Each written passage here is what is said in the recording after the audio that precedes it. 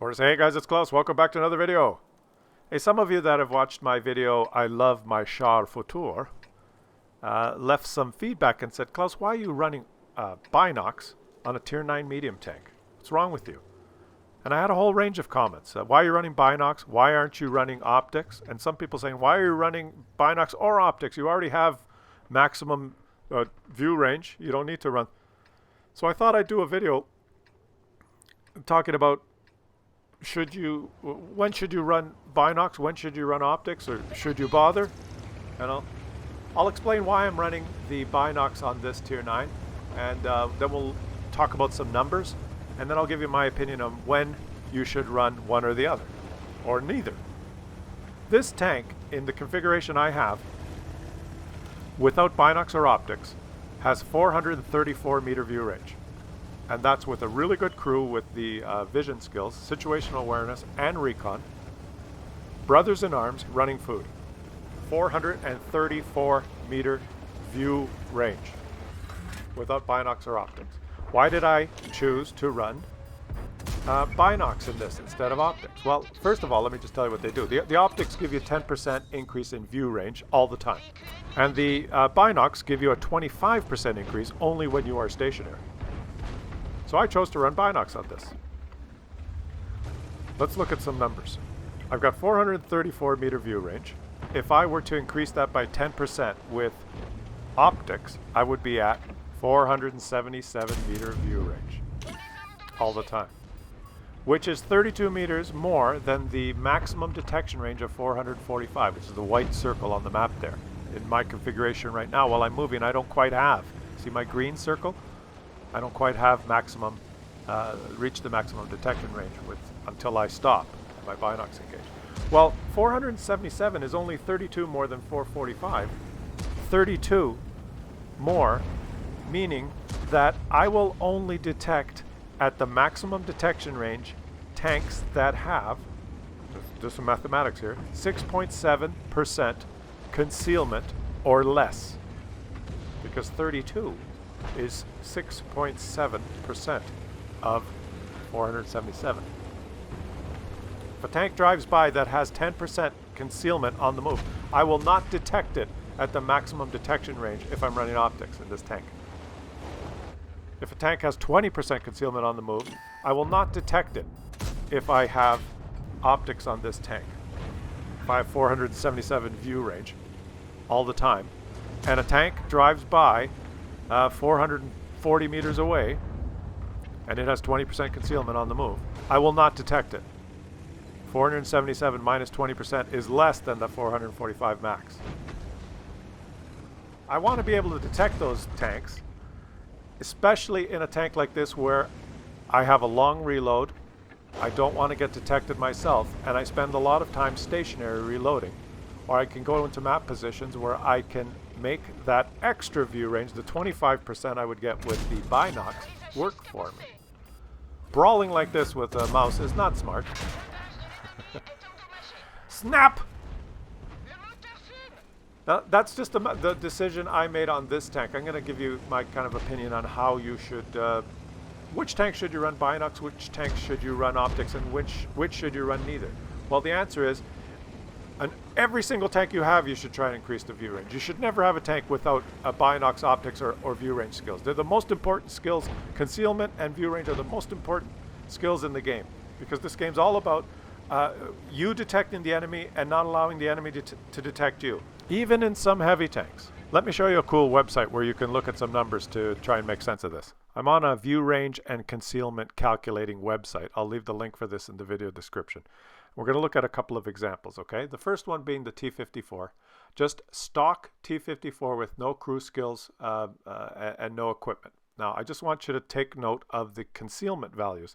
This tank has intrinsic concealment on the move of 11.69%. It's average. Most medium tanks at this tier will have about that. 15.59 concealment stationary. But let's look at the concealment on the move and try and understand what your view range numbers, what does that mean when you're trying to spot this tank? So think of this. Let's say you have a tank that has 445 meters view range with just your crew skills and I'll based on your tank configuration with no optics or binocs. You have, quote unquote, some people say, I've maxed out my view range. Well, what does that mean? That means that to detect this tank while it's on the move with 445 meter view range, its 11.69% concealment will reduce your effective detection of this tank by 11.69%. So you will detect this tank when it gets within 390 meters of you. That's 445 meter view range minus 11.69%. So you will not detect this tank until it's 390 meters away. All right. Let's say you put on optics. You have 445 meter base view range with all your skills and food and brothers in arms and what's the other one? Recon and situational awareness. You put on Binocs, your view range goes from 445 up 10% to 489. What happens when you're trying to detect this stock T54? Your 489 meter view range is reduced by 11.69%. That's 57 meters. You detect this tank when it's 431 meters away. 431. Still not at the maximum detection range of 445 because your optics increase your view range by 10%, but this tank has more than 10% intrinsic camo on the move. You will not detect this tank at the edge of the maximum of the white circle on the map. What happens if you put binocs on instead of optics? Your view range when you're stationary goes up 25%. It goes from 445 to 556 meters. You subtract 11.69% from that, and you're still at 490 meter view range, well above the 445 maximum detection range. You'll detect this thing as soon as it enters your maximum detection range of 445 meters. Now let's add some skills here to this tank. Okay, so most people will have vehicle camo. Let's turn that on. You see its concealment goes up a little bit. Some players that have many crew skills have trained their whole crew 100% concealment. Right? Look how much these have increased. Improved ventilation. Some people have that. Maybe even brothers in arms. Now look, all of a sudden on the move, this tank has right around 25% concealment. And if you add consumables, 26%. Right around that 25%. Now what that means is if you start with a crew and a tank that has about 445 meter view range, and you add optics, then you will increase that 445 by 10%, giving you pretty good view range. But this tank has 20 at the maximum configuration here, 26% concealment. You will never detect this tank, even with optics, at the maximum detection range. You'll be 15% short. With Binocs, when you're stationary with a 25% boost, you will detect this tank very close. In this case, it's at 26% in this configuration, just as it enters your maximum detection range of 445 meters, even though he has 26% concealment.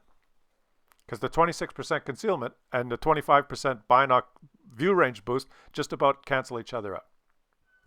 All right, let's try a different tank here. That's a typical medium tank. They're all about the same at tier 9 and 10, this type of concealment. Let's look at a heavy tank, okay? A T10. Why not? Now, the T10 being a heavy tank is going to have a lot less concealment. Let's remove the camo skill here. So just a completely stock T10 has about 3% concealment on the move. 3% concealment. That means if you have 445 meter view range, reduce that by 3%, you will detect this tank at 431 meters if you don't have optics or binocs. All right? Optics, you'll detect it, or binocs, you'll detect it at the maximum 445. Now let's completely upgrade this thing. A player's got 7 skills. He's got the concealment. He's got everything there. And now it gets up to 8%. 8% even on a heavy tank on the move. What's 8% of 445? About 35 meters. That means if you have a crew that has 445 meter view range, which some people mistakenly say, oh, I've maxed out my view range, you reduce that by 35 meters. You will only detect this tank at 410 meters. if you're not running optics or binocs. If you just have a crew that has 445 meter view range, you must at least be running optics to detect this tank at the maximum detection range. You must run something that you must have 8% more than 445 to detect the T10 at the maximum detection range. So keeping in mind how those numbers work, you then have to make the judgment call of how you equip your tanks. And this is my rule of thumb for you. Generally speaking, all the low tier tanks, tier 1, 2, 3, 4, 5, 6, and 7, except for a few exceptions, all have fairly poor view range. Even with crews that have brothers in arms, situational awareness, recon, you're running food, you're running vents, even with all of those things, in those tiers, view range is fairly poor and you're nowhere near that maximum detection range. And increasing a poor number by 10% by running optics is not that good. So for the lower tiers, 1 to 7, on almost all the tanks, I run Binocs. Binocs give you a 25% boost. And it makes a huge difference, especially in the end game, boosting a poor number by 25% instead of 10%. Even my KV2, I will run Binocs. Now for tiers 9 and 10, it's the opposite. View range of those high tier tanks is typically very good. And on many tier 9 and 10 tanks with vents, food, situational awareness, recon, all that stuff, you can get your view range very high, even close or over the maximum detection range. In which case, running optics is a pretty good choice. You have excellent view range, even with the optics.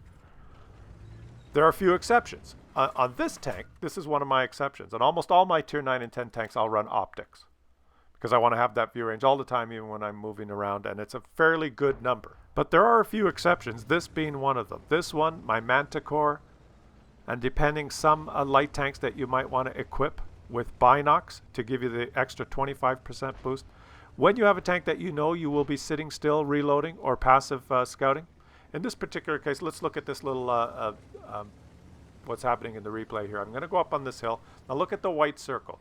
I have a counterpart Char Futur down there. Now I know what you're going to say, Klaus, your Binocs engaged and there he is. No, I didn't detect him. The Object 430 detected him. He detected him just before my Binocs kicked in. But now, at this point, we're both detecting him.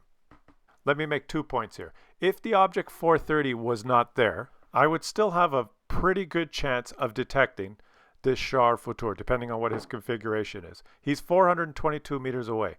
With my Binocs engaged, I have 542 view range.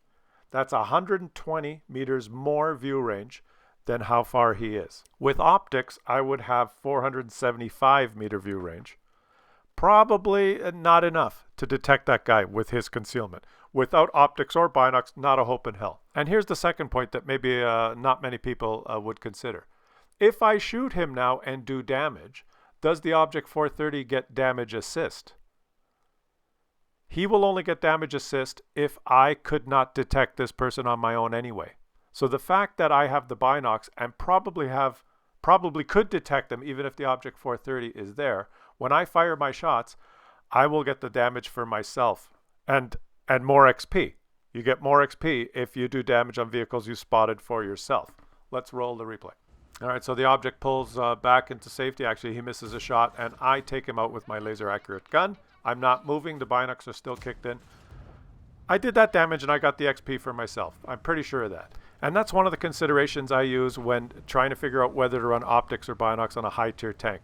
If I'm in a tank that I know I'm purposely going to try and remain undetected and fire just at the edge of the maximum detection range so that I don't get spotted, like the Manticore in this one. I guess these are the only two that I run Binocs. Most other tanks I run optics because I'm moving more aggressively.